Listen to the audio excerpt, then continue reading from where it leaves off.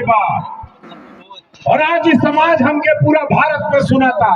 ये जुहू बीच में भैया सुभाष पासी जी, हमारे विधायक जी, हमारे बहन लोग, लेकर नगर सेवक से लेकर कुल भारतीय जनता पार्टी के योद्धा कार्यकर्ता, हमारे पूज्य योगी महाराज के आशीर्वाद से, गुरु गोरक्षनाथ महाराज के आशीर्वाद से आज हम युवा लोगों के सामने एगो भीड़ का हिस्सा रहे हो। यह बम्बई या मुंबई भाई हम एजा घूमत रहनी, पैदल नपले है लोग।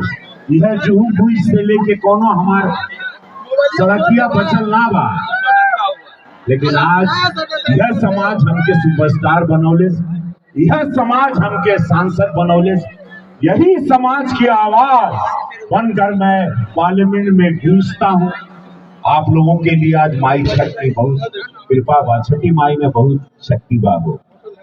आज हम कैसे दौड़ के आए, माइये जाना था, और माई हमके पहुंचा दिले।